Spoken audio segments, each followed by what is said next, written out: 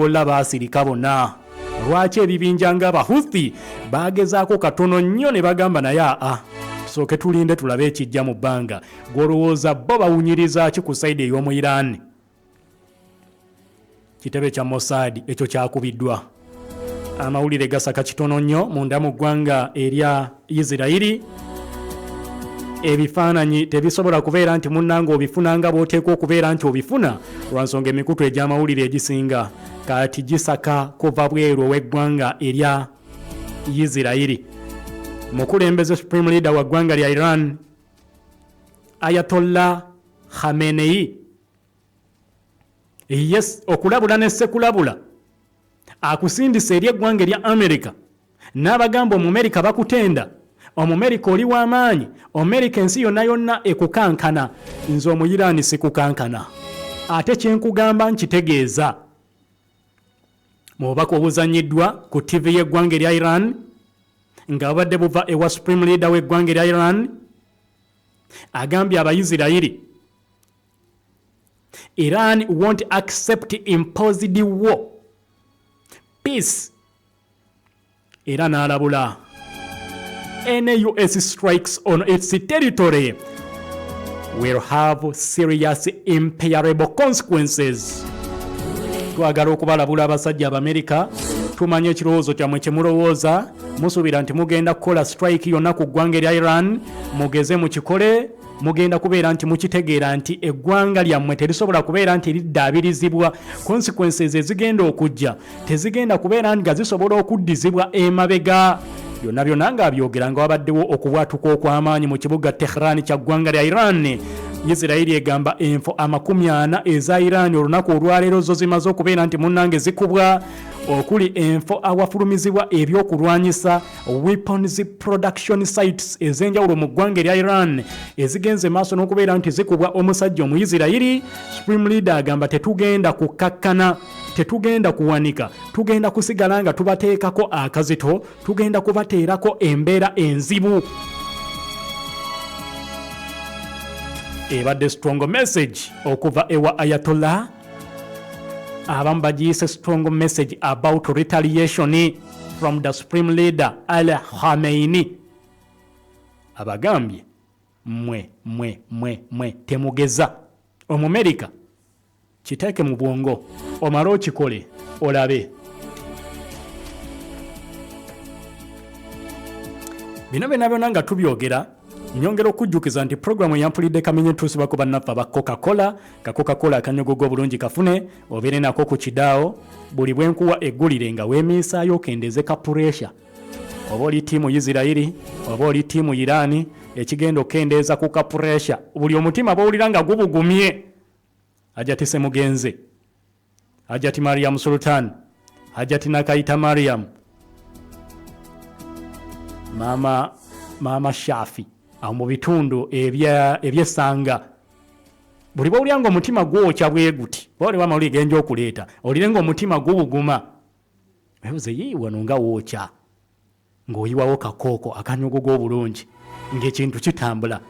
Then naawe awagira Isirayiri, Jose Omumerika Omuyisirayiri, Mirembe bamuyita Mirembe Olivia.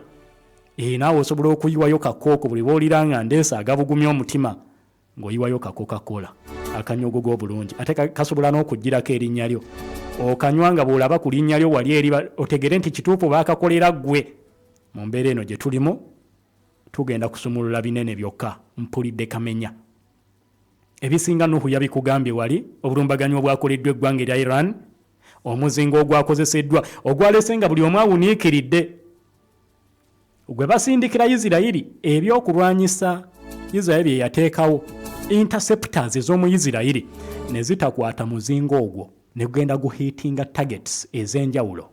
Omuyiraani yakola emizinga mingi nagikumenyerako gye buvuddeko emabega bwe baali batandika enteeseganya nga Amerika eyagala wabeerewo enteeseganya wakati wa missile program ey'Aba-Iran n'Abamerika bagyogereko ne nuclear program ey'Aba-Iran, Amerika ng'ebatuuza wansi okwogera n'enkuleetera emizinga egiri mu military mu ballistic missile program ey'omu Iran gyali miyitirivu nnyo. Egimu ogenda maaso n'okubeera nti bagirontinga waliwo egikozesa solid launchers, ezimu za liquid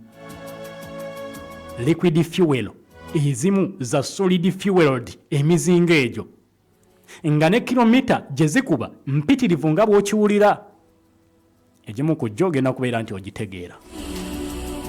Ng'Omuyisirayiri naye bw'alinda alaba oba bomu ezitowa kilograms 1,360 Omumerika anaagimuwa asesebule nuclear w'omu Iran. Iran yakweka nuclear waayo ekyabobya kati Isirayiri omutwe kyokka, era Isirayiri kyalowooza nti bw'akikola olutalo lugenda kubeera nga luwedde. Kwe kubeera nti nuclear w'omu Iran gyali mu fuuti 2.6 wansi mu ttaka, 260 feet deep down. Singa abeera nga amukubye ajja kubeera nga amaze, naye nagambye okumukuba yeetaaga bomu eyo ezitowa obunene bwa kilograms 1,360 bomu emu bweti. Esitulibwa nnyonyi za America B-2 bombers. Bomu eyo yakolebwa oluvannyuma lw'okulumba Iraq mwaka gwa 2003. Obulumbaganyo bwakolebwa ku Saddam Hussein. Waliwo bomu America ze yali yakola. Ngenda zikubuulira ebika byazo. Bwe yazikola yazitwala mu lutalo lwa Iraq n'agezaako okuba bankazi za Saddam. Bomu zino ne ziremererwa. America n'agamba kumbe tetuyina bomu, tubadde tumanyi tuyina banka buster bombs ezisobola okuba ne ziyuzaayuza bankazi. Omusajja omuwarabu azimba banka nnene bweti, tuddeyo tubeeko kye tukola. America bwe yaddayo already yali yagezaako okuzimba bomu eyo n'emulemerera, n'afuna obuzibu mu mwaka gwa 2002. Bwe byamulema n'asooka abivaako. Kati bwe yava mu lutalo lwa Iraq kwe kujja ne bakola bomu eno Omuyisirayiri gy'atunuulidde eyinza okumujja mu nnyanga mu bulumbaganyi bwe bwonna ne mission z'ayagala ze naggambye olunaku olw'eggulo. Mission ze naggambye yagambye alina okusaanyaawo nuclear program ey'omu Iran. Ekyokubiri alina okujja n'akuba n'asaanyaawo ballistic missile production program ey'omu Iran. Ekyokusatu kumalawo obubinja bw'abatujju obuwagirwa Iran. Kakati tewali na kimu kye yatuuseeko. Obubinja bwagamba obw'abatujju okuli Hezbollah, Hamas n'abalala bukyaliyo tho tebuli so active, yabutematemako ebiwawaatiro ebimu. Ekyokuba nuclear ekyo tannaba. Ekyokumalawo ballistic missile program ey'omu Iran nakyo tannaba. Kati bomu eyo gyatunuulidde ey'omu America gye yakola enzito esobola okugenda n'ekuba bankazi z'omu Iran gye yatereka nuclear n'eziyuzaayuza zonna. Kakati nga tuvudde awo ebyo byo bitegedde, tugende ku bubaka bwa Supreme Leader ow'eggwanga lya Iran Ayatollah bw'ategeezezza n'ebbaluwa atudde wansi n'agiwandiika n'agisindikira pulezidenti w'eggwanga erya Qatar. Yakyama ebbaluwa evudde mu Iran n'egenda ewa pulezidenti w'eggwanga erya Qatar. Kiki omu Iran kyasaba abakata bakole? Qatar mukwano gwa mu America yakamala n'okutonera President Trump ennyonyi, yakamala okugenda mu ddiiru n'omu America. Kaakati ebbaluwa gy'awandiise ebaddemu biki? We report in depth. This is Mpulidde Kamenya, kukkula eri omuntu wa bulijjo. We report in depth. New video today from Israel's military claims to show... You tell us your side of the story. Your side of the story. Hamas has underground tunnels and basements, but they sure know how to torture. FM News and You World. Behind every statement, there is a bigger story. Get the bigger and real story. This is Pal FM. Ekkola ly'omuntu wa bulijjo.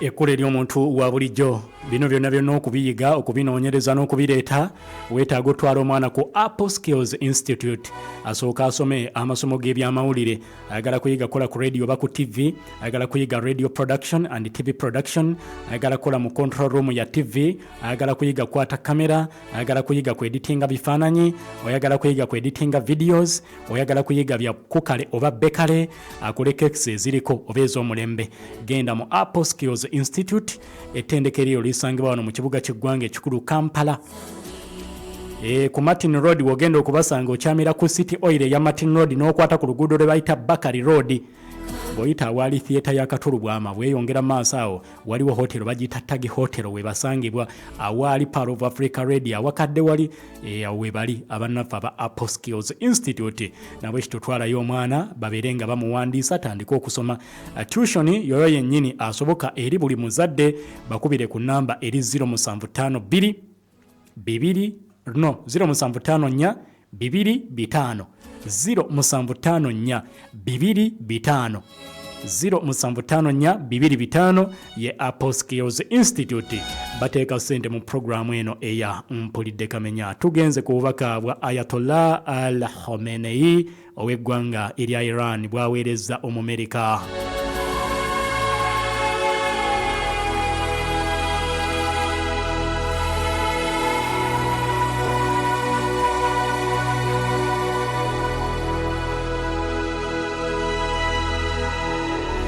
Okusinzira ku Supreme Leader ow'eggwanga erya Iran Ayatollah asoose okwewuunya obunanfuusi obw'abasajja bamanyiddwa nga Abayisirayiri n'obutaagala mirembe obw'Abayisirayiri n'agamba nti obulumbaganyo obwasookera ddala obwakolebwa ku ggwanga erya Iran bwakolebwa nga Iran eri mu indirect nuclear talks n'eggwanga erya America enjogerezeganya zitaali direct naye nga baaliko we batuuse mu kwogerezeganya n'Abamerika era nga mu kaseera ako Iran baagikwata offside kubanga yali terabawo kabonero konna any sign of military or harsh action from Iran during this time. Tewaaliwo wadde akabonero akalaga nti omu Iran yali alimu embeera eguguba oba ng'ayinza okukola any harsh action okuva eri Iran okwolekera omuntu yenna. Ekyo tekyaliwo.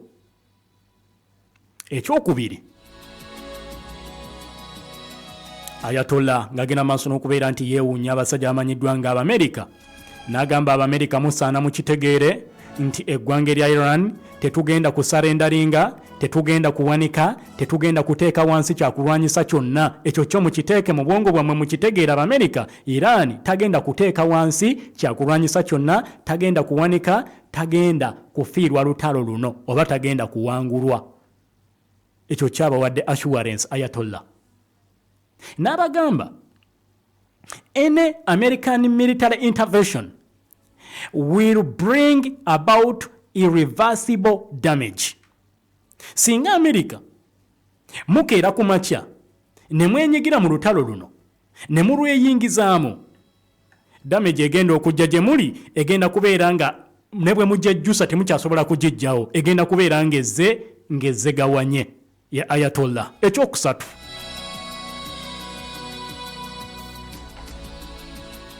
Ayatollah n'abagamba American engagement is a sign of Israel's weakness. Kasita yalabye Abamerika nga batuula bufoofofo, Donald Trump ayogera kino ayogera kiri. Omanyi Trump ayogedde mu lutalo luno sawanga ku komanda wa lutalo ng'ayogera okwenkana Donald Trump bw'ayogedde. Donald Trump buli kaseera aba ayogera. Kati n'agamba America okuyingira mu lutalo luno singa neeruyingiramu direct oba indirect kale newa Israeli kyonna n'ekikozesa mu lutalo luno kiraga obunafu obw'enkukunala obw'eggwanga erya Israeli nti Israeli talina kyasobola nga talina mu America. Era singa America anaayingira, ekyokusatu kyamugambye is a sign of Israel's weakness. American engagement. Era bw'atyo n'aweereza obubaka obwa solidarity eri bannansi b'eggwanga erya Iran n'abagamba mukadde kano mwe muyita mu kubonaabona, mwe muyita mu bikompola by'abasajja Abayisirayiri, njagala mubeere solid, mubeere ne solidarity, mwekwate kitole nga bannansi b'eggwanga erya Iran, temuseebengerera.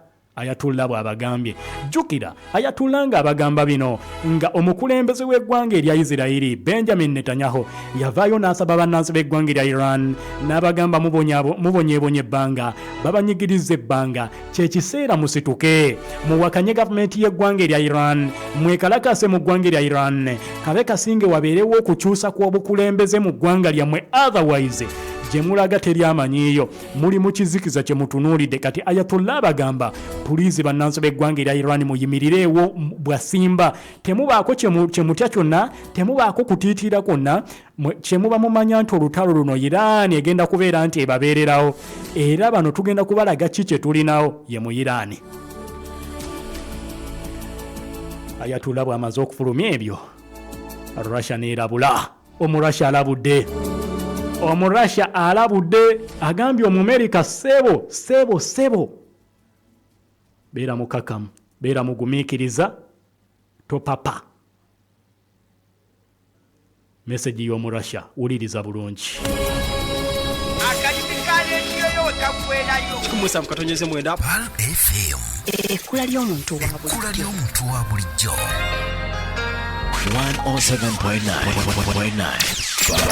FM.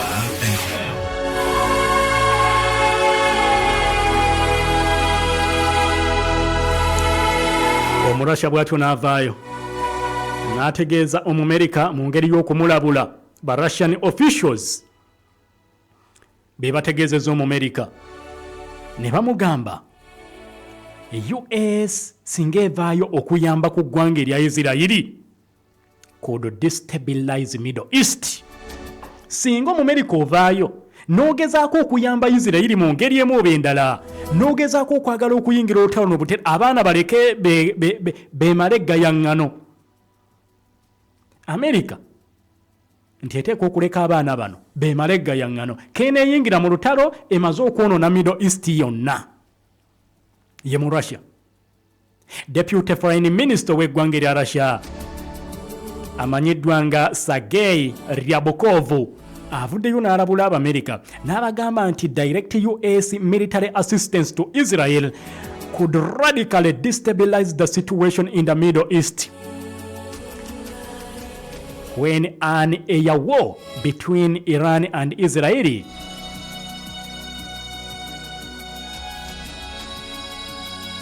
is still running, obuzibu bugenda kujja singa Amerika ayingira. Nnaku 6 nga bano bagenda maaso n'okubeera nti beekuba, leero luweze olunaku olw'omukaaga. Kakati babagambye ssebo tubalaba byonna bye mukola, naye Abamerika temugeza ne muyingira mu lutalo olwo. Alabula ye mu Russia amyuka minisita akola ku nkolagana n'amawanga amalala. Sergei Ryabkov musajja mu Russia agambye ekyo kigenda kubeera nti kyonoona Middle East yena. Tatubuulidde kigenda kubeera nti kigyonoona bitya, wabula agambye kigenda ku destabilizing Middle East yonna. Ryabkov abadde ayogera n'omukutu ogw'amawulire ogumanyiddwa nga Interfax News.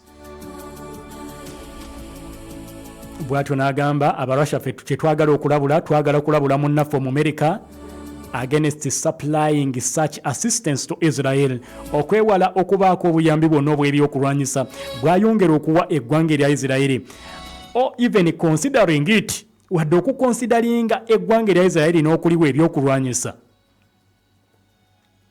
Bw'atyo n'agamba Moscow eri mu kwogerezeganya n'Abaisirairi ate era eyogerezeganya n'omu Iran, eri mu contact n'Abaisirairi ate era eri mu contact n'Aba Iran. Kati Omumerika singa anaatwalayo ebyokulwanyisa kigenda kubeera nti munnange kyongera okwonoona ekitundu kino. Omu Iran n'ayongera okulabula banneyiba be abamuli okumpi awo, n'abagamba mwandibadde mwewalira ddala ebintu ebyokweyingiza oba okuwa ekyanya abantu okubeera nti bakrossinga borders zammwe ne bazikozesa obubi. Bw'atyo n'agamba nti okusinziira ku ba border guard ab'eggwanga erya Iran bagamba nti neighboring countries ziteekwa okutekinga action against potential infiltration into Iran okwewala abantu okuyita ewaabwe bajje bayingira eggwanga erya Iran. Nabagamba bannange mbasuubira okubeera nti kyendiko mukitegeera era mbasuubira okubeera nti muli basajja bakulu musobola okulemesa kino okugenda mu maaso. Banneyiba muwulidde ab'eggwanga erya Iran mwewale abantu abaveeyo ne bajja bayingira munda mu ggwanga erya Iran nga bayitira mu territories zammwe. Ffe tumanyi tulina bannaffe kumbe abalabe baffe bayita wammwe okujja ewaffe. Mukutu gumanyiddwa nga Tasnim News gwe guvuddeyo okubeera nti munnange gukootinga military commander ow'eggwanga erya Iran yalabudde n'agamba kale banneiba ffe tubabalamu nti muli bakyali baffe muli bannaffe kati abantu abajja ne bayitira ewammwe ne bajja batukosa muteekwa okubeera nti mwebeereramu muteekinge action. Border police ey'eggwanga erya Iran ng'eri wamu n'amagye ag'eggwanga erya Iran kosa n'ekibinja ekirwanya ekyokuntikka eky'eggwanga erya Iran ekya IRGC Revolutionary Guard Corps ey'eggwanga erya Iran bagamba kati bamonitaringa movements eza buli muntu yenna ayingira n'okufuluma eggwanga erya Iran. Jjukira drone zagenda maaso n'okubeera nti zirumba eggwanga erya Iran.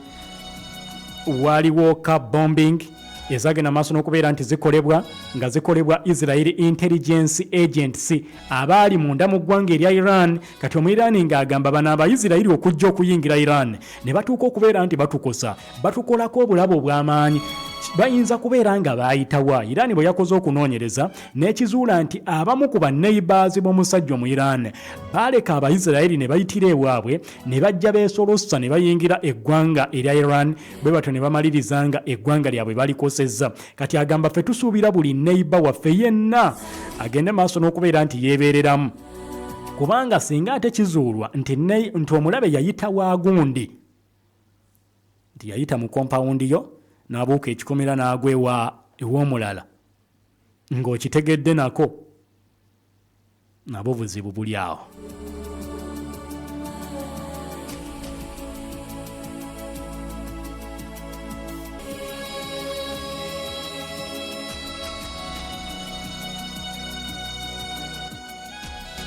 Tuba tuli awo nga nkutwala mu kuwummulamu soke tutunuulire ebbaluwa ate evudde mu ggwanga erya Iran neyolekera ewa Emir Sheikh Tamim bin Hamad Al Thani. Oyo Emir mukulembeze wa ggwanga lya Qatar Sheikh Tamim bin Hamad Al Thani yafunye ebbaluwa okuva ew'omu Iran. President Masoud Pezeshkian ow'eggwanga erya Iran yatudde wansi n'awandiika ebbaluwa n'agiweereza President ow'eggwanga erya Qatar. Ataddemu ebigambo bibadde biyitirivu nnyo naye nga ebbaluwa eno tesumuluddwa. abo abagenze maaso n'okubeera nti munnange bagitwala tebagisumuludde kubeera nti bagisomamu naye wali mu kugiwandiika yalabye nga ebadde ebbaluwa namutayiika ennene ddala okusinziira ku Foreign Ministry eya Qatar.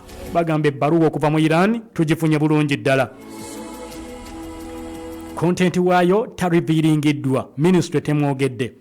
Jjukira Qatar nkugambye ge mawanga agamu agagenda maaso n'okubeera nti gateekawo enkolagana ennene n'eggwanga erya Amerika era omukulembeze w'eggwanga erya Amerika yakavaayo mutuwa gy'abaddemu mu Middle East.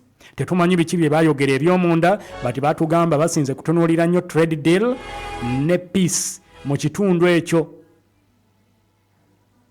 Era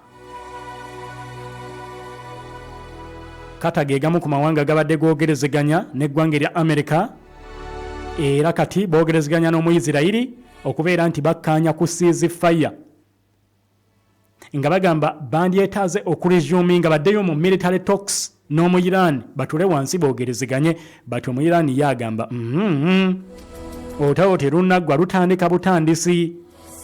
Khomeini n'abagamba tetugenda kukkiriza imposed peace or war. Tetugenda kukkiriza lutawo lwa kutukakaatikako, tetugenda kukkiriza ddembe lya kutukakaatikako. We won't surrender. Tetugenda kudda mabega. Khamenei era mu bubaka bwe yawadde Abayirani yabagambye, we will stand firm against the imposed war just as it will stand firm against an imposed peace. Nga bwe tuyimirira nga tuwakanya eddembe ly'okutukakaatikako obukakaatisi, era bwe tugenda okuyimirirawo okuwakanya olutalo olw'okutukakaatikako obukakaatisi. This nation will not surrender to anyone in the face of imposition.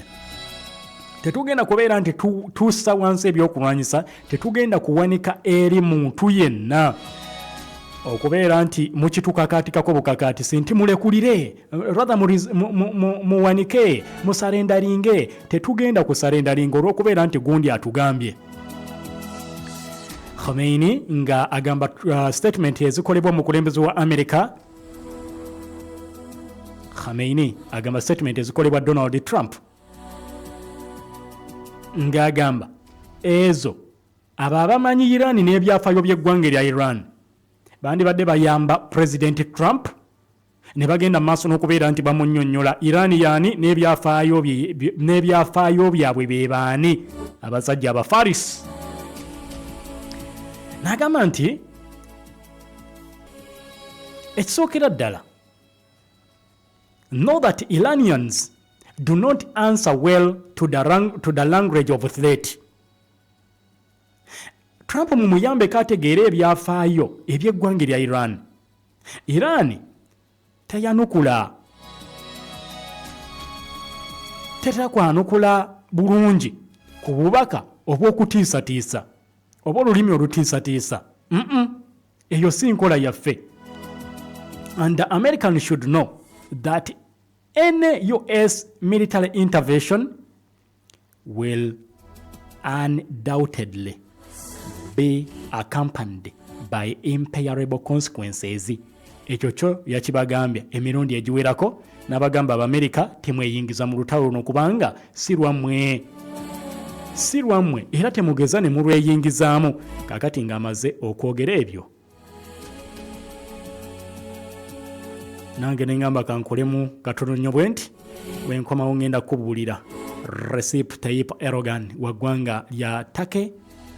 Agamba nti byonna byonna bikolebwa naye kye muba mumanya Israel ebigenda maaso n'okubeera nti ebikola ku ggwanga erya Iran bikolwa bya butujju, era Iran eyina olukusa ogenda maaso n'okubeera nti yeerwanako, eyina olukusa okukola ekiyitibwa self defense, era kyeriko mukadde kano ye mutake. Agamba Omuyirani kyakola kati ali ku self defense, ayina okwerwanako mu buli mbeera yonna. Funa akakooko akanyogogo bulungi, nkomewo nange kankanywe. Tunyumye kumanya gwani erinnya lyo nga we bali kuyita okonektinga mwana ng'eringa password ya wifi ey'obulamu bwo. Kati nno share coke ekomyewo, gwe ne bagayibo musobola okwefunira coke ng'aliko amannya gammwe. Erinnya ly'okuba ku coke si linnya bunya wabula vibe y'amannya gye musobola okukwatanga hashtag ne mugibunyisa emitimbagano koso taginga bakyalibo ne bagaya abakakufollowinga ne bali abakufollowinga edda. Awo n'olyoka obabuuza ekibuuzo semabuuzo. Abayi ani gwe munaagabana naye coke wammwe?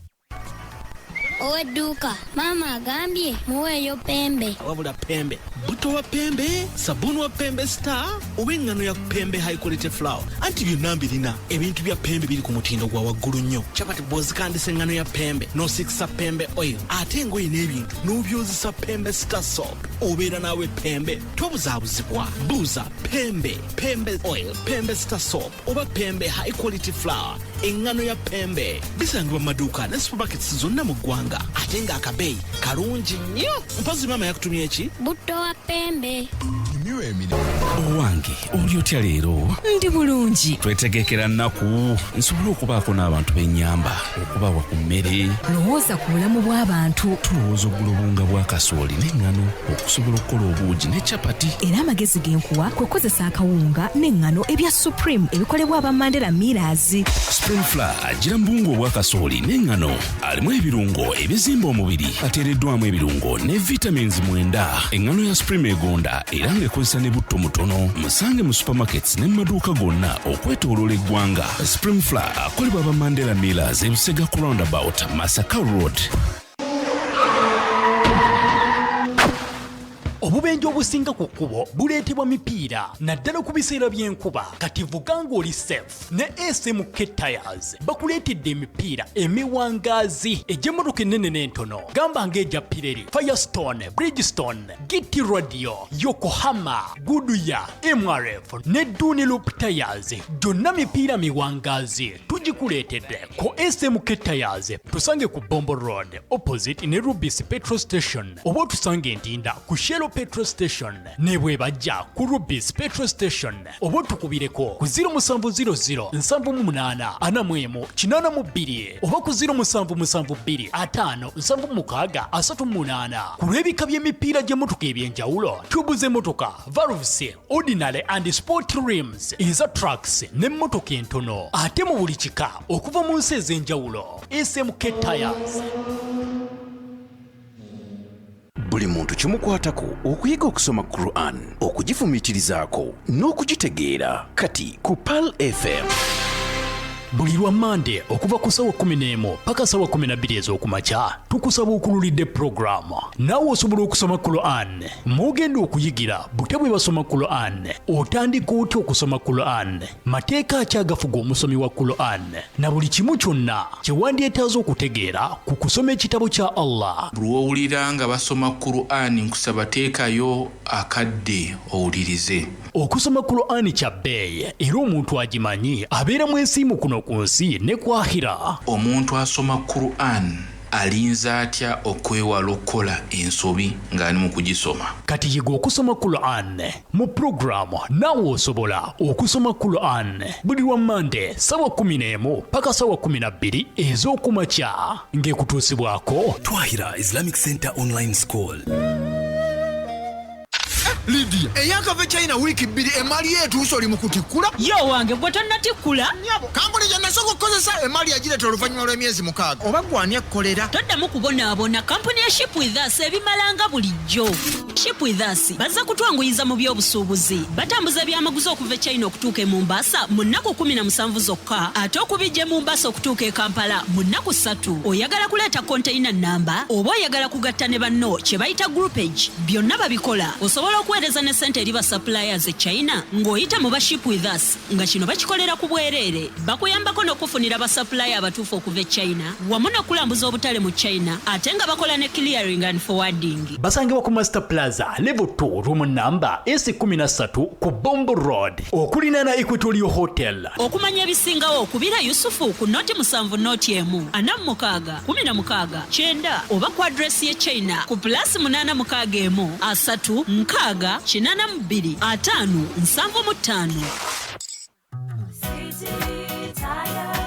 There's nothing that beats driving your car and knowing you will get to your destination safe and sound. That's why I go to City Tires. At City Tires, they make sure that I enjoy driving my car by providing the best quality tires and service available on the market today. City Tires is also the authorized distributor for Pirelli, Kumho, and MRF tires. They also provide computerized wheel balancing, wheel alignment, and so much more using the latest equipment. City Tires, keeping you safe on the road.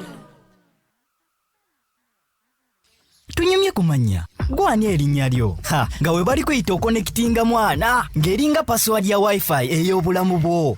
Kati nno share coke ekomyewo gwe ne bagayibo musobola okwefunira coke ng'aliko amannya gammwe. Erinnya ly'okuba ku coke si linnya bunya wabula vibe y'amannya gye musobola okukwata nga hashtag ne mugibunyisa emitimbagano kuso taginga bakyalibo ne bagaya abakakufolowinga ne bali abakufolowinga edda awo n'olyoka obabuuza ekibuuzo semabuuzo. Abayi ani gwe munaagabana naye coke wammwe?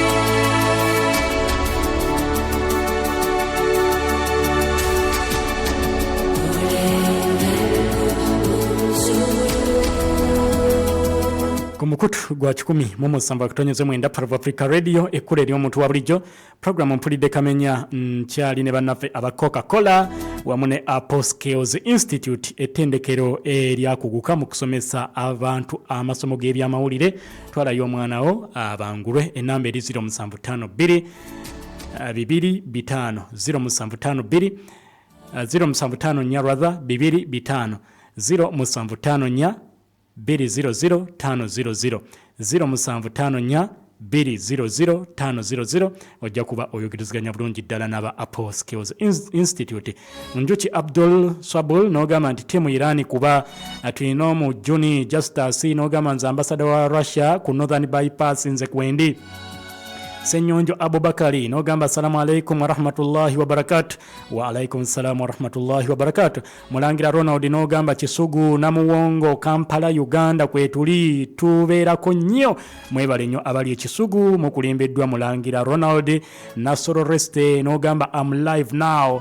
Queen Mina n'ogamba Iran webale tugula maaso nti obusajja busoboka. Okay, ono nagamba Makumbi Hassani Kovu nogamba nsinzira wano Ganda Nansa na mpulira kana ka America mpulira kana ka America we kakaba ka Israeli. Okay, onagamba Kamitech Electronics anogamba gwe Abdallah Amin ogambye assalamu alaikum wa rahmatullahi wa barakatuh. Bwana Matovu Hood kwetuli nnyo tuwuliriza okuva wano Ekibuli naye olwo lunagwa kati olutalo I'm not so sure nti olutalo lunagwa kati luno. Onagamba ye Daily Youth 256 nogamba assalamu alaikum. Mohindo Famik musinzidde ku YouTube ogambye assalamu alaikum wa rahmatullahi wa barakatuh. Thanks for the update Mr. Matovu. I know that if someone doesn't want to pay your salary or allowance fee, you have to pay yourself. Olibu abatayagala kusasula wesasula weka. Ono nagamba atya okay. Kiwanuka Fahadi nogamba luno sirwa kugwa kati Israeli egenda kufiira mu migwa. Onagamba Mohindo Famiki kuva Kisugu Machinde Division nogamba kuoli ku Kisugu Highway. Okay, ono nagamba Daily Youth nogamba oli timu Israeli National Renewal. Okay, nogamba muri timu Israeli Tamale Zaidi nogamba timu Irani omusinzidde kitugumu okubeera nti munange mutugoberera mwebale nnyo mwebalire ddala abasinzidde kitugumu. Ono nagamba ye Isa Mwanje I love my Uganda, I like you much bro. Ono nagamba Katebaka zaidi lwaki China ne Russia tebasobola kuyamba Irani eri mu BRICS.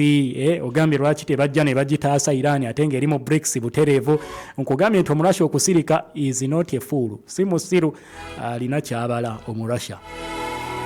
Akadde bwe kanaba katuuse nja kubuulira. Onagamba nti Musa Wahabu weewunyuza n'ogamba bannange Chief Andy n'ogamba Iran has a right to defend itself up to the very end. Katongole Umar nogamba timu Iran. Hello Mr. Matovu Hood, assalamu alaikum wa rahmatullahi wa barakatuh. Thanks for the update. Chibirango Yusuf nogamba timu Iran.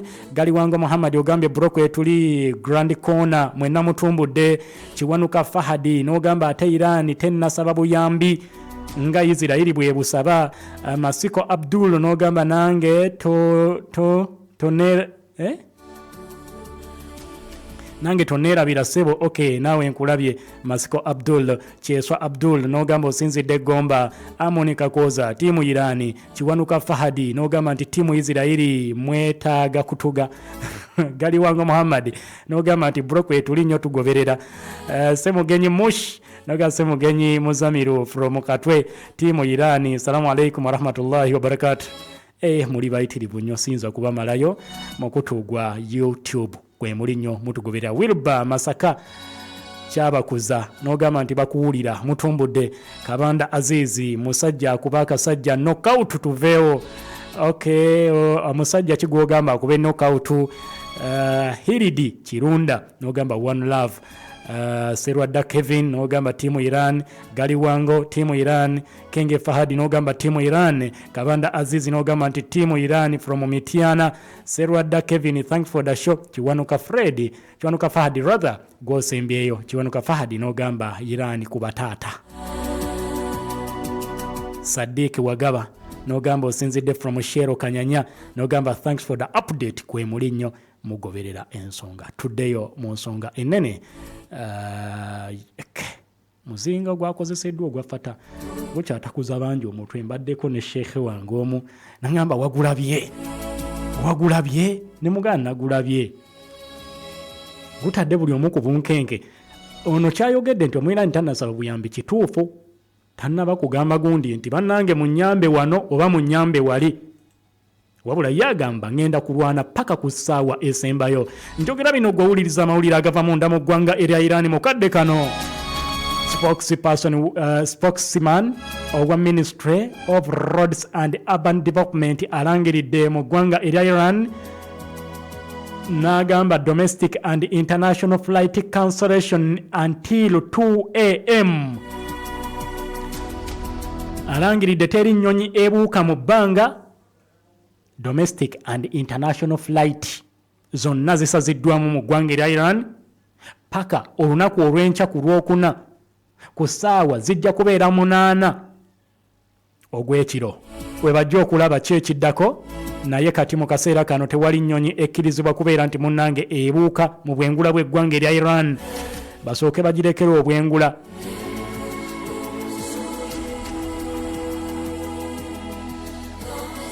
Abajamani bagambye tekinnabeera kubeera kikeerezi amawanga gano okugatuuza bateese, naye olutalo gye lugenda ne Germany etiddemu. Germany bagamba abakulembeze mu ggwanga erya Iran bateekwa okukola credible assurance nti tebagenda kubeera nti banoonya nuclear oba tebagenda kukola nuclear, era basobole okulaga wiiru yaabwe, willingness to find a negotiated solution as fears mount of further military escalation between Iran and Israel. Omujamani agambye bannange Iran tuyambe, Iran tuula wansi tukakase nti togenda kufuna nuclear. Bino byonna baagala ekigambo kimu kyokka, Iran kuteeka mukono ku kiwandiiko ekigamba siribeera na nuclear. Ekikyali ekizibu Iran okikkiriza, kubanga bw'obeera ggwe ng'ofumbye emmereyo oboobeza ettooke n'ekinyeebwa kiyidde bulungi n'okutokota kitokota kiti. Abasajja nga bagamba wandiika wano nti tojja kulya.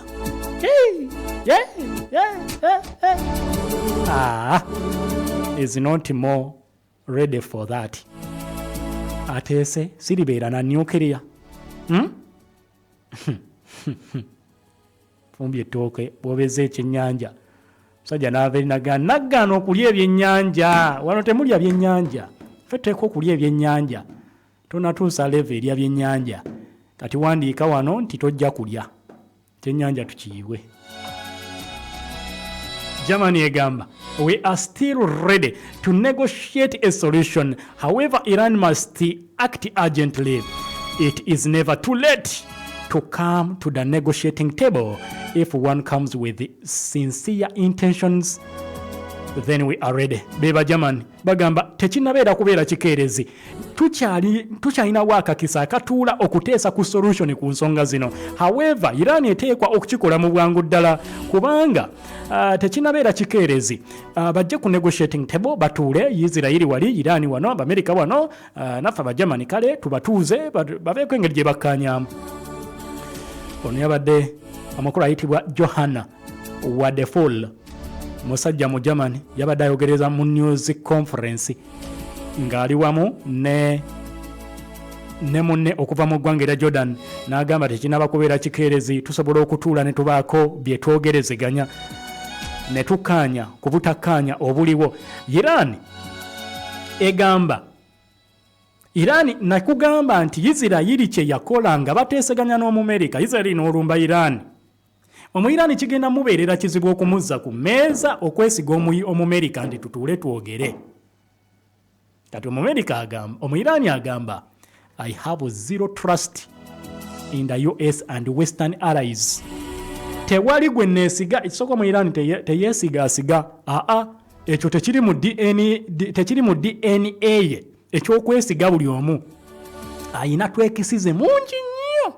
Kyobulaba ne nuclear owa Iran bateebereza buteebereza. Abadde atuuse omukola, abadde tannamukola, oba abadde ali mu mukola. Kaakati jukira intelligence y'omu America yagambye Iran abadde tannatuuka kukola bomu y'amaanyi ga butwa era teriiyo. Eyo yabadde intelligence y'Amerika baagikola mwezi gwa kusatu. Trump gyawakanya agamba abo si beesiga. Netanyahu yabaŋŋamba bateekwa okuba nga bomu yabadde bagikola ng'eri mu final stage. Kaakati Iran yagamba nze seesiga b'Amerika kati nina zero trust mu America. Ne ba Western allies be bonna si beesiga. Oluvannyuma lwa surprise attack eyabaddewo wiiki ewedde ng'eyo yazze nga tugenda mu next round of nuclear negotiations nga zinaatera okubeerawo. Omumerika talina bw'agamba Iran nti komawo ku mmeeza tuteese nga mbadde nteesa naawe Trump bye yayogedde wabitegedde. Kati Omuyiraani gweyagala okuleeta ku mmeeza y'oyo. Putin yagamba kye yeetaaga quick end of the conflict egwe mu bwangu ddala era yagamba I'm here to mediate. Putin agamba nze wendi. Yakubidde president ow'eggwanga erya UAE Mohammed bin Zayed Al Nahyan ku simu ne boogerezeganyaamu n'amugamba bannange mmwe mulinaanye Iran, mmwe emikwano gya Iran, mmwe muli awo abasobola okugamba ku Iran. Mwogere n'omusajja njagala bino biggwe mu bwangu ddala. Gamba mu bwangu ddala nze wendi okutuuza Israeli ne Iran crisis eneggwe.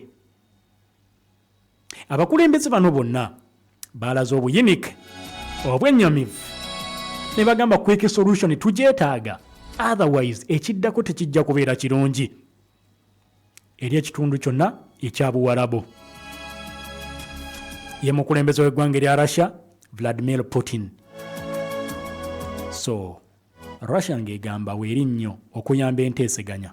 Jjukira ebyafaayo byennyini binagenze maaso n'okubeera nti mpitamu bikulaga Netanyahu ebbanga lyonna abadde alinda bulinzi lunaku lwali binkanamuuko n'eggwanga lya Iran.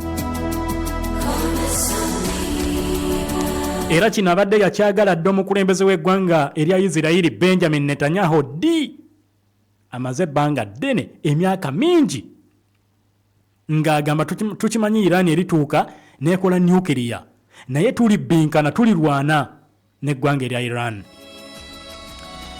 Kuviira ddala myaka gya 1992 Netanyahu ng'ayogerako eri Knesset ey'eggwanga erya Isirairi ng'omubaka wa parliament yagamba nti Tehran yali ebuuzaayo myaka mitono nnyo okubeera nti efuna nuclear bomb era ekigambo nuclear ku mumwa gwa Netanyahu ng'ayogera ku Iran kye kibadde kisingako okubeera nti kizito era nga ne mutwe gwe kimuvugiramu nnyo nga takyetaaga.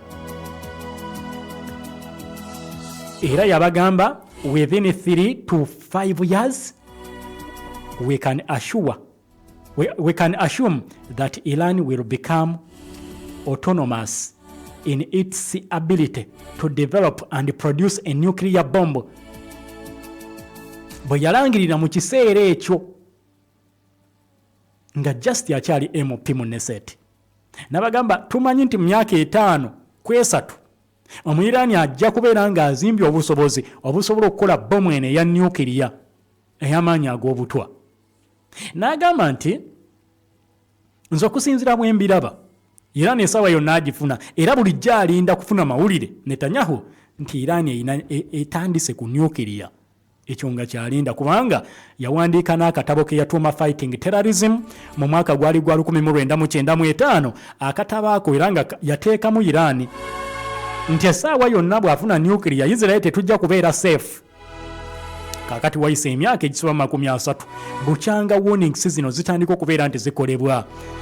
Israel ne conducting attacks okwambalagana n'eggwanga erya Iran era still nga emaintaininga nga threat ya nuclear bweri agent okudiringa nayo mu bwangu ddala.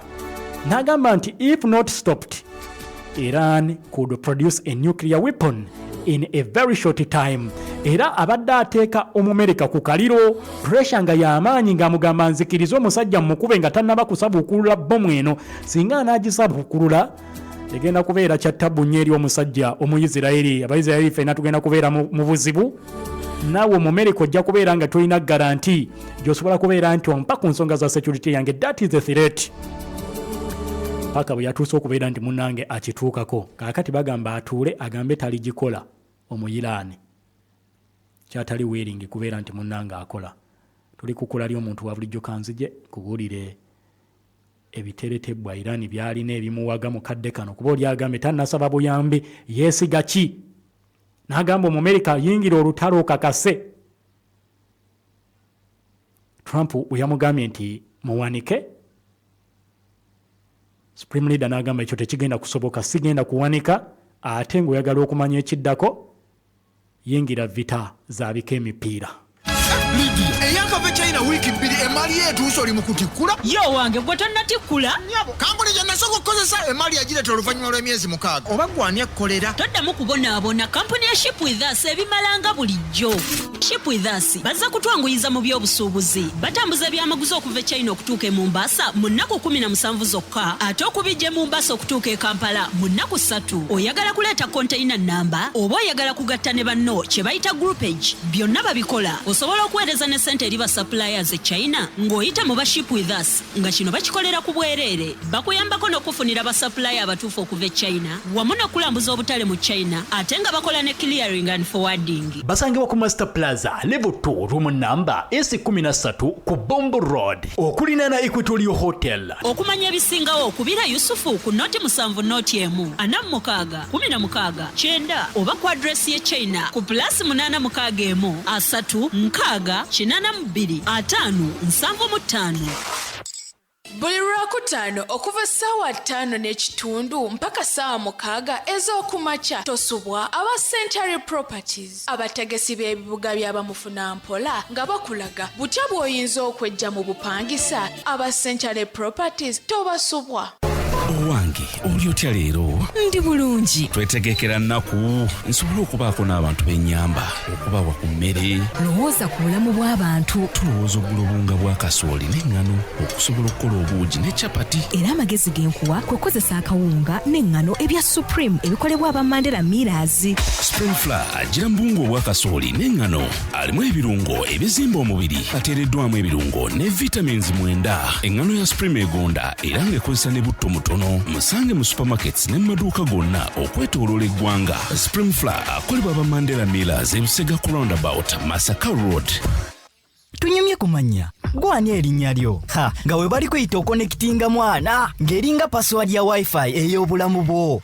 Kati nno share coke ekomyewo gwe ne bagayi bo musobola okwefunira coke ng'aliko amannya gammwe. Erinnya ly'okuba ku coke si linnya bunya wabula vibe y'amannya gye musobola okukwatanga hashtag ne mugibunyisa emitimbagano kuso taginga bakyalibo ne bagayi abaakakufolowinga ne bali abaakufolowinga edda awo n'olyoka obabuuza ekibuuzo semabuuzo. Abayi ani gwe munaagabana naye coke wammwe? Hotel Africana ye hotel yokeyo mulembe mu ggwanga eri mu kibuga wakati. Tulina ebikosebwa byonna, banquet, meeting facilities, conference halls w'onooteeka enkiiko zo okusinziira ku bantu b'olina. Tutuuza enkuŋŋaana eza kuno n'ez'ensi yonna, ebisenge omuteekebwa embaga, obubaga, bedrooms ne workshops. Tulina swimming pools, gardens, sauna, aerobics, steam bath ne massage para. Business center yaffe erimu buli kimu ne forex bureau weeri. Hotel Africana tusangibwa ku plot 2 Wampeo Avenue kusimu notinya emunya 7775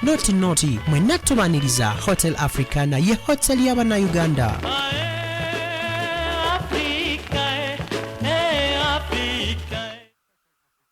Tunyumye kumanya gwani erinnya lyo nga we bali kuyita okonekitinga mwana ng'eringa password ya wifi ey'obulamu bwo.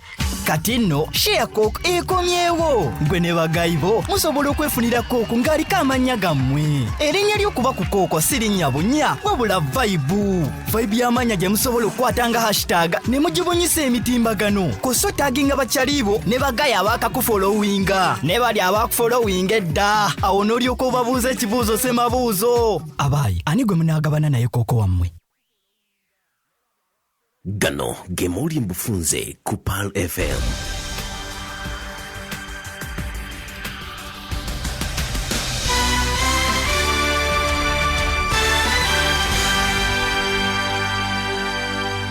Assalamu alaikum wa rahmatullahi wa barakatuh. Amawulire mbufunze ngoga kusomera nze Kulthum Shatra.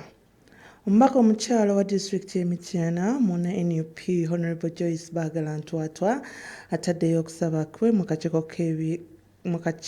k'ekibiina kya NUP ak'ebye kulonda avuganye mu kamyufu k'ekibiina akikwatira ebendera mu kifo kyekimu mu kulonda okwa 2026. Ate ye omukuumi wa kampuni y'ebyokwerinda ya Ultimate Security akubye banne babiri amasasi agabajje mu bulamu bw'ensi wali ku ofisi za kampuni ezisangibwa Embuya enkya ya leero wabula oluvannyuma naye poliisi emukubye amasasi agamujje mu bulamu bw'ensi. Entabwe ebadde tennaba kumanyikwa era nga poliisi etegeezezza nti okunoonyereza kutandise wabula emirambo ekitutte mu ggwanika okusobola ate okugyekebejja. Kyo ekitongole kya Uganda Health Professions Assessment Board kitandise okugezesa abayizi abasoma obusawo n'abo abasoma okukuguka mu kuyambako abasawo nga bakola emirimu gyabwe mu malwaliro okuva enteekateeka y'okugatta ebitongole we yayisibwa Paalamenti omwaka ogwayita ogwa 2024. Gabadde mu bufunze program MPULIDDE KAMENYA ekyagendera ddala maaso wekumire ku mukutu.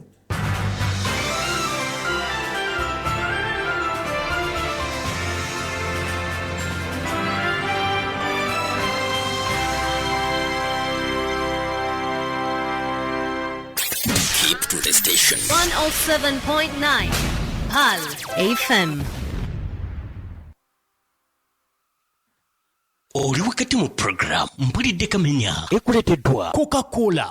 Tunyumye kumanya gwani erinnya lyo nga we bali kweyita okonekitinga mwana ng'eringa password ya wifi ey'obulamu bwo kati nno share coke ekomyewo gwe ne bagayibo musobola okwefunira coke ng'aliko amannya gammwe erinnya ly'okuba ku coke si linnya bunya wabula vibe y'amannya gye musobola okukwata nga hashtag ne mugibunyisa emitimbagano koso taginga bakyalibo ne bagaya abakakufolowinga ne bali abakufolowinga edda awo n'olyoka obabuuza ekibuuzo semabuuzo abaayi ani gwe munaagabana naye coke wammwe nga bali wamu ne Apple Skills Institute. Omuzadde olina omuyizi eyamaze sini ey'okuna oba ey'omukaaga oba P7 muleete ku Apple Skills Institute asobola okuba nga abangulwa mu bintu eby'enjawulo. Omwana ayagala okuyiga okukwata kamera, okukwata video, okweditinga bifaananyi, abaana baagala okuyiga kompyuta, abaagala okuyiga okuzannya film, abaagala okuyiga okubeera abapresenta ba TV ab'enjawulo, abaana abaagala okuyiga okukola obulango bwa radio ne TV. Omwana kyasoma kyakwatako. Essimu 0754 225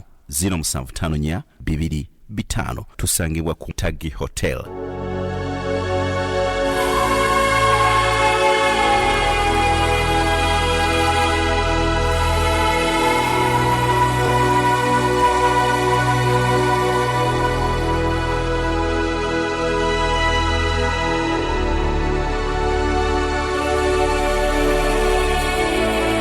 ku mukutu gwa 17 katonyeze mwenda Pal of Africa Radio ekula ali omuntu wa bulijjo ali atya bwana batambuze Peter ku UCDL webale nnyo okubeera nti otugoberera ne boli nabaawo bonna mwebale kubunyisa masannyalaze kintu mugenda mu kinyweza mu kitereeza ekikwatagana amasannyalaze. Okay, Magumba Herbal Clinic bakafuru mu kuyunga Magumba bagamba mulimu guno bakoledde emyaka 50 n'okusoba era nga bagamba gwe nawe naalumizibwa omugongo olina gouts wafuna accident n'omenyeka ne bakuyunga n'otaterera bagenda kuyunga oterere wazimba mu nnyingo bakuleetedde ekizigo ekigenda okutereeza kigenda okuyamba gwazimba ennyingo bagaba ebitanda ne bakujjanjaba paka bwowona basange ku nkulungo ya kabaka ku ngalabi. Ennamba eri 070M950065 070M950065 be bannaffe abo aba Magumba Herbal Clinic. Broadway High School somero lisangibwa Kawempe ku 5 kyamira ku Benzina petrol station opposite ne Rocco Constructions wogenda okubasanga. Essomero lino lya Dene Boarding lya bawala n'abalenzi liva ku senior 1 paka senior ya 6 basomesa eddiini ey'obusiraamu kossa n'ebyoluzungu nga bakolera ddala bulungi. Abasomesa batendeke endya y'abaana nnungi ate nga obuyonjo n'empisa bye basinga okusimbako essira bakulaakulanya n'ebitone by'abaana ebyokwerinda ggulugulu. Kakati bakugamba nti bafune ku nnamba ya 0392 00M779 0703955454 ojja kubeera nti obafunye bulungi ddala aba Broadway High School. SMK Tires bakugamba nti obubenje obusinga ku kkubo buleetebwa mipiira. Kakati weewale obubenje ng'okozesa emipiira emiwangazi ate egiri ku original eja SMK Tires. Gino gigira mu bika byonna ate nga sayizi zonna ez'emmotoka ennene n'entono. SMK Tires basangibwa ku ploti 182 ku Bombo Road opposite ne Bat Valley Main Gate oba opposite ne Rubis Petrol Station. Entinda ogenda kubasanga ku Shell Petrol Station ate wali bwe bajja era bali ku Robis Petrol Station. Okumanya ebisingawo bakubireko ku namba eya 0700 78442 0700 oba ku 0772 57638. Firdaus Hijja and Umrah Services bano bagenda kutambuza ogenda okola emikolo egya Umrah ey'omwezi ogw'omunaana n'omwezi ogwa Desemba era mutandike kati okwewandiisa. Bagenda kulambuza ebifo byonna eby'enkizo, bagenda kusuza mu ngeri eri comfortable bulungi, ogenda kulya bulungi, ogenda kutambula bulungi ate ogenda kulambuzibwa ebibuga ebyenjawulo ng'emikolo egya Umrah giwedde. Weekwate Firdaus Hijja and Umrah Services abasangibwa e Nakasero okulinaana Steel and Tube balina abakugu mu kulabirira abakadde abateesobola bulungi na buli muntu yenna. Kakati bakugamba nti bano be bagenda okuwuliza nti ddala kituufu omaliriza okukola emikolo egya Umrah singa onoobeera nga otambudde nabo. Bannaffe aba Firdaus Hijja and Umrah Services beekwate buli kimu kijja kubeera nkitambula bulungi ekikwatagana n'okukola emikolo egyo egya Umrah. Bakubire ku namba eya 0703 89 823 0703 89 823 ojja kubeera nti obafuna.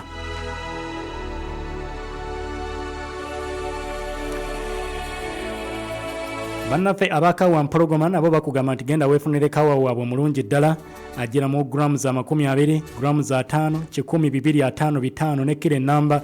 Abazadde abagenda okukyalira abaana ku ssomero mugende ne kawa mpologoma kubanga wagala obwongo bw'omwana tabongoota mu kibiina. Nagambye nti omwana agenda n'abongoota omusomesa ng'abadde asomesa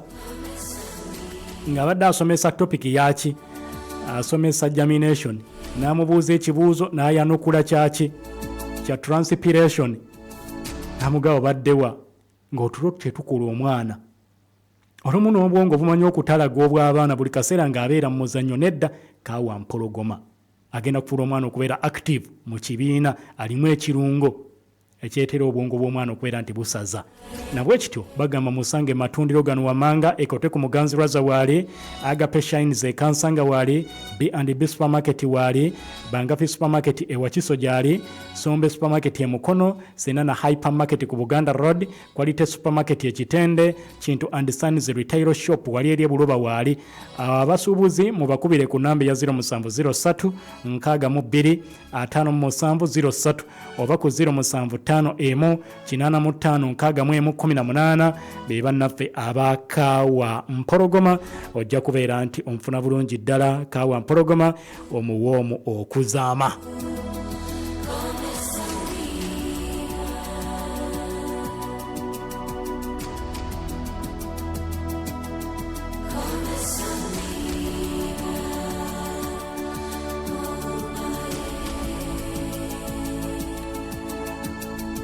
mu ddakiika zibadde 19 eziwunzikiddwa eggwanga lya Israeli bavuddeyo ne bateeka ku mukutu gwabwe ogwa X nga Air Force mukadde kano bweri mu kulumba eggwanga lya Iran ekibuga Tehran n'okutajetinga enfo ez'enjawulo ez'eggwanga lya Iran mukadde kano.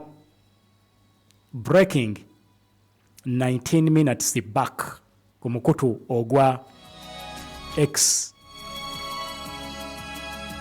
Omukutu ogwo gw'amagye ga ggwanga lya Israeli bagamba mukadde kano kye tukola ekibuga Tehran nkoko ekikola baana.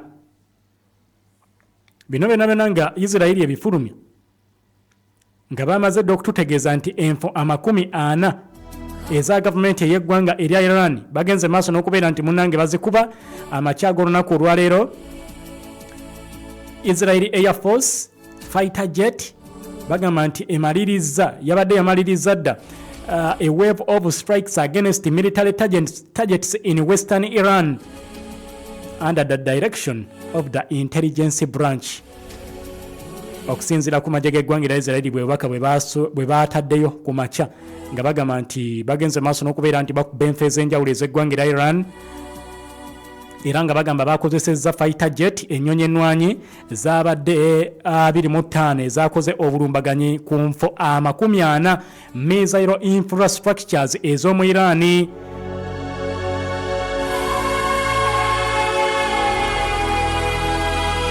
Era nga bye basinze okubeera nti batunuulira ze missile zino Iran ze yeewaanisa zegenda maaso n'okubeera nti ekozesa okulumba eggwanga erya Israeli n'ekirala nga bagamba baagala bakube missile storage sites ez'omu Iran zonna bazooke military operations we zisinziira ogenda maaso n'okubeera nti zikolebwa eza gavumenti y'eggwanga erya Iran babeere nti bagisanyalaliza ddala. Israeli ng'egamba nti yabombinze at least 2 nuclear centrifuge production facilities zabadde 2 ezo zo zakubiddwa okusinziira ku Baisirairi okuli ne main nuclear facility esangibwa mu Tehran nga Baisirairi bagamba bagikubye ne bajogoloza. Ebyo biva ku side ya Muisirairi, Omuyirani tanawa comment ku byo but Omuisirairi agamba nuclear facilities ez'omu Iran agenze maaso n'okubeera nti munnanga azikubira ddala. Kaakati ne wabawo n'akatambi akateereddwayo omukutu ogwa Al Jazeera ne bagamba nti bamaze okakolako verification oba okakakasa nga kalaga bombing okulinaana ekitundu ekisaawe ky'ennyonyi Payam airport mu katundu akamanyiddwa nga Karaji mu bugwanjuba obw'ekibuga ekya Tehran. Bombardment ekoleddwa. Njagala okusheyalingirako katambi kano whether njagala labo bakalina sound obeere ng'owulira ekigenda maaso. Israeli weegambye weerumbye munda mu ggwanga erya Iran. Wuliriza bulungi kandabe akavidiyo kano kalina sound oba nedda.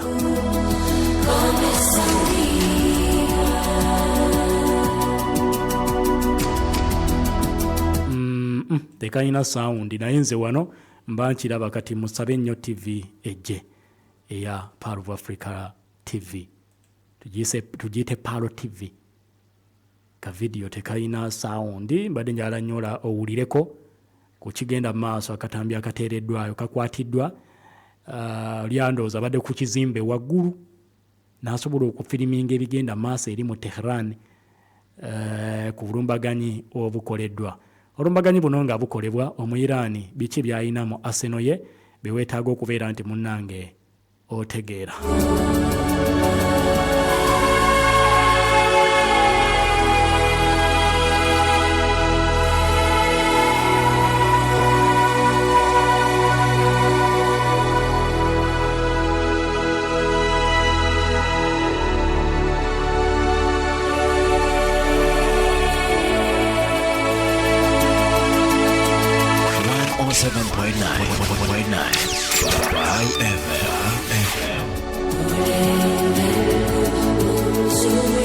Kokola ly'omuntu wa bulijjo ye179 gwe mukutu gwo kyagenda maaso n'okubeera nti ogoberera. Byonna nga Isirayiri ekola obulumbaganyi ku byokulwanyisa by'Omuyiraani. Omuyiraani ono si mutene mukola ebyokulwanyisa. In fact mu Middle East wano mu kitundu kyonna kyonna ekya Middle East, Iran yalina largest ballistic missile program mu mawanga gonna agaliwo. Tewali amwenkana mukola ballistic missile zino. Era kyova olaba bw'akasukayo ntono 18 ayina ballistic missiles mu arsenal ye ezisoba mu 3,000. Musajja ayina ballistic missile 3,000 akozesaako kinene. Bw'aba akasuse nnyo omundi ogwasembayo ze yatugamba baakwatako 10 oba yakasuka 10. Kati bw'aba akasuse 100 omuwendo omungi naye ng'ayina 3,000 aba ayina okuzibalansinga. Ballistic missiles z'omu Iran zino zaawulwamu emiteeko giri ebiri. Ayina ze bayita short range ballistic missile, ayina ne ze bayita medium range ballistic missile. Ezo zibeera abbreviated n'ekigambo MRBS. Buli wosanga MRBS manya bwe baba boogera ku byakulwanyisa boogera ku medium range ballistic missile, bwe boogera ku SRBMS boogera ku short range ballistic missiles. Kakati azongezaamu akoze missiles zino okumala emyaka miyitirivu ddala, era nga missile yasookera ddala engeri ku mutendera gwa ballistic Iran yagikola mu mwaka gwa 1984. Iran yali amaze okubeera nti efuna nuclear eri ku mutendera gwa ballistic 1984 nga yakola omuzinga yagwoza mu gwa mu Russia gwitibwa Scud-B short range ballistic missile. Era nga yakolagana n'aba Libya ne bagenda maaso n'okubeera nti omuzinga ogwo bagufuna. Then n'afuna launchers okuva mu ggwanga erya North Korea n'eggwanga erya China. Tugenda okuyingira emyaka egya 1990 wano Iran yali emaze okubeera nti efuna tekinologiya ow'ekikugu okusobola okubeera nti abakolera emizinga egyozeddwa mu guno gwe yali afunye. Yamaliriza ng'akoze omuzinga ogumanyiddwa nga Shahab-1 nga gukasuka range ya kilometers 303. Bwe yamaliriza ogwo n'akola Shahab-2 nga gukasuka kilometers 500. Zonna ezo zaali missiles yaddako okubeera nti munnanga akola. Bwe yamaliriza n'akola Zelzar ballistic missile, n'akola ne Fateh short range ballistic rockets n'azikola. Tugenda okuyingira emyaka egya 2000 Iran yali atandise okubeera nti afuna long range systems ezigenda okumuyamba okubeera nti akola emizinga egisukkulumye. Bw'atyo n'ayingira ekika ky'emizinga egya liquid fueled Shahab-3 n'agikola ng'eri ku mutendero gwa medium range ballistic missile. Era n'atandika okubeera nti munnanga agugezesa. Bw'atyo yamaliriza ng'agenze ne kujja solid fueled. Yakola omuzinga nga baguyita Sejir-2 medium range ballistic missile. Awo ng'atandiikiriza. Ye musajja mu Iran. Emizinga emirala gye yakola ayinako Qiyam-1 eyo yagikola mu mwaka gwali gwa 2010. N'akola omuzinga omulala gwe bayita Zulfagar yagukola mu mwaka gwa 2016. Gyonna nga gyakola giriko tekinologiya eyeeyongerako, buli gumu gusinga ku gunne waagwo. Kati egyo Omuyisirayiri gy'atunuulira okubeera nti akuba asaanyeewo. Katusooke tuyimirizeewo esswala ya aswili. Bwe tukomawo mu mpulidde kamenya y'olwaleero ogenda kutegeera emizinga gino kilomita gye zidduka ne ssente buli muzinga ze gugula. Kozi Uganda tulina omuzinga oba tugula migulo oba tusobola okwekolera. Bwe gavumenti eyinza ovaayo negamba tufulumiza mu budgeti ssente bwezi tezigenda kukola missiles. Ka budget konna kayinza okuggwera awo. mukola just mizinga egyo ne maintenance yaagyo. Sooka osaale komewo nkubuulire emizingo mu Iran gy'ayina Haji Qasem, ayina Khaybar Shekan, ayina Fatah-1, Fatah-2, Ghadir 110, Sejir, Khoramshar nagwaguyina Emadi, gyonna mizinga gya musajja mu Iran. Omuyisirayiri agamba egyo tuteekwa okugikuba, production yaagyo ekendeere, Omuyirani tumusotte nga talina we yeekwata. Yimirizaawo esswala.